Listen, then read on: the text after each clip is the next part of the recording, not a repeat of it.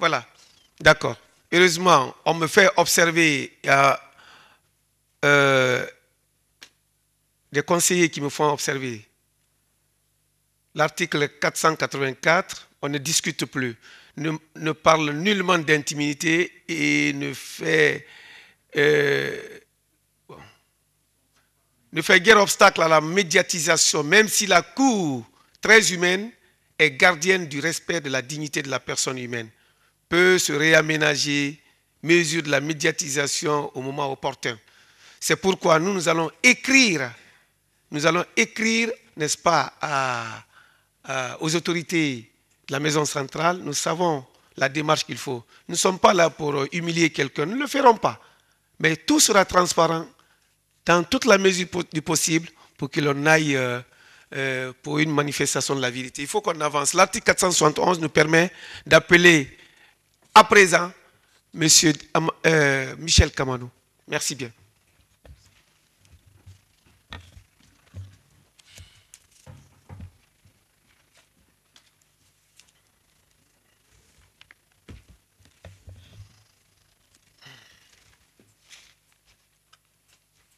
Oui, oui.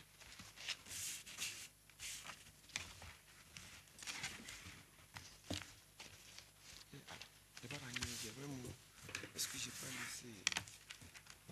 Ah, voilà.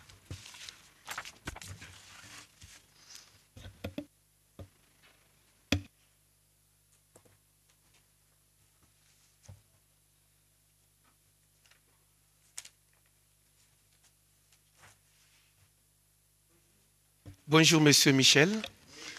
C'est bien Monsieur Michel Kamano.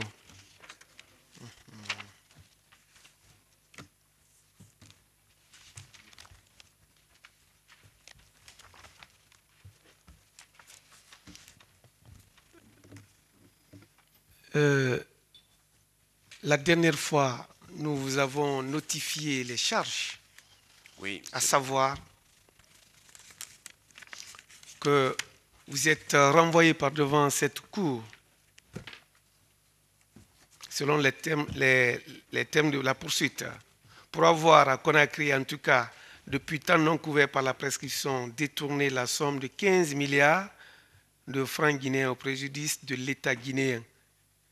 Dans les mêmes circonstances de lieu, de temps et en votre qualité d'agent public, après une mise en demeure, était donc dans l'incapacité de justifier l'origine licite des ressources qui vous permettent d'être en possession donc d'un patrimoine ou de mener un train de vie sans rapport avec vos revenus légaux.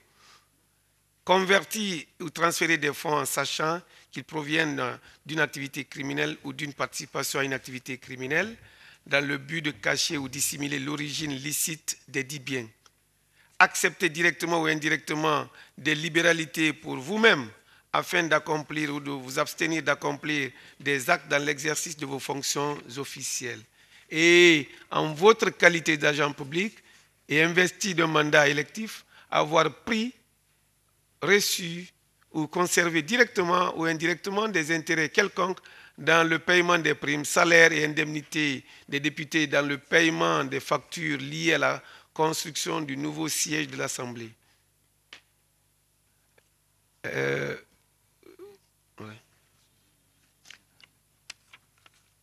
Les faits sont prévus et punis par les dispositions des articles 19, 652, 764 et suivants, 767 du Code pénal, 7, 112, 113 de la loi numéro 2021 du 17 août 2021 portant lutte contre le blanchiment de capitaux, financement du terrorisme, 3 et 4, 45, 52 de la loi 041 du 4 juillet 2017 portant prévention, détection et répression de la corruption. Est-ce que vous reconnaissez les faits? Je ne reconnais aucun de ces faits. D'accord. Monsieur le Président.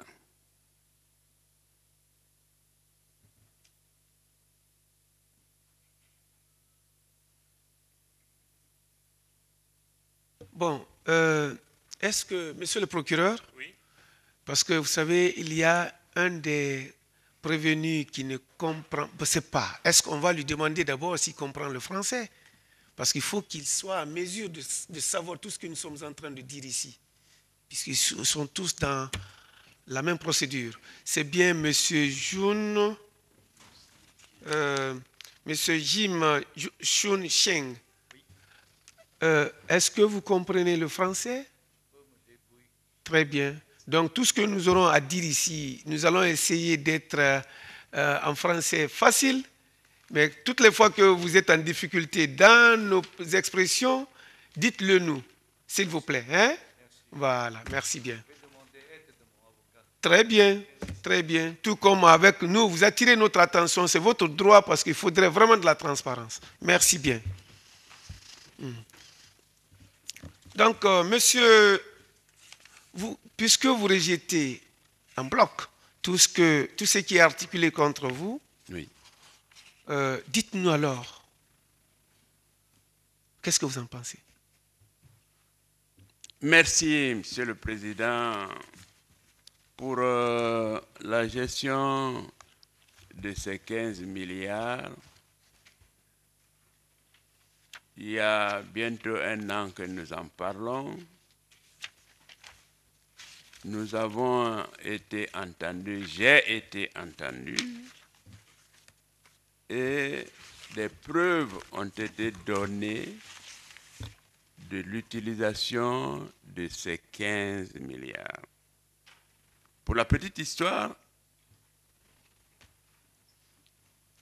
nous avions déjà été accusés, le président de l'Assemblée alors et le premier questeur que j'étais, d'avoir détourné ces 15 milliards alors que l'autorisation de paiement des 15 milliards n'avait même pas encore été donnée. Plainte a été portée contre nous.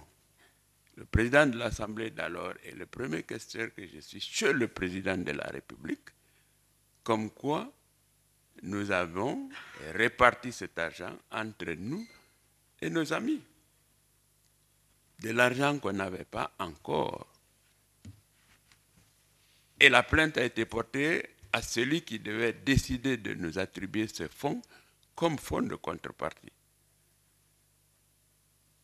Je ne reviendrai pas sur tous les débats qu'il y a eu, c'est vous dire que, ayant déjà été accusé d'avoir détourné un fonds que nous n'avons pas, lorsque nous l'avons obtenu, il était tout à fait clair que nous devions rendre compte au président de la République avant de rendre compte à la Cour des comptes, comme la loi le dispose. Et nous avons été entendus au niveau de la gendarmerie, des documents comptables ont été envoyés et, à notre grande surprise, j'ai toujours été appelé parce que dans les grandes lignes, pour ces 15 milliards, 3 milliards ont été payés aux entreprises qui ont fait des travaux de déguerpissement, de démolition et tout, de préparation du terrain où va être construit le nouveau siège de l'Assemblée. 7 milliards ont été dépensés, preuve à l'appui, avec des signatures des bénéficiaires. Et au moment où, le 5 avril, le pouvoir a changé de main, il y avait le reliquat de 5 milliards et quelques sur les comptes à la Banque centrale. Ceci a été justifié à la gendarmerie. Et nous en reparlons encore. C'est pourquoi je dis, je ne reconnais aucune de ces accusations. Tous les justificatifs ont été donnés. Voilà, Monsieur le Président, ce que je peux en dire. Ok, merci bien. Bon, vous...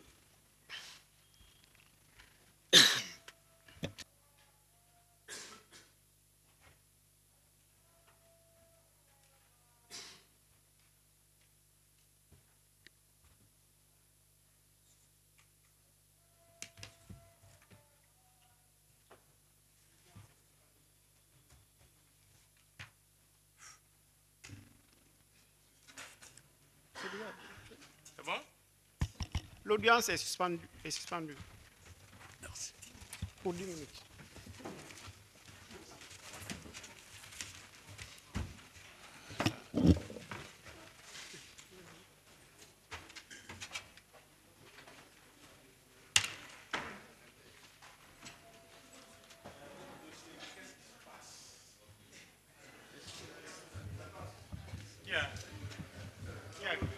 Qui a glacé mon président? Qui a glacé mon président?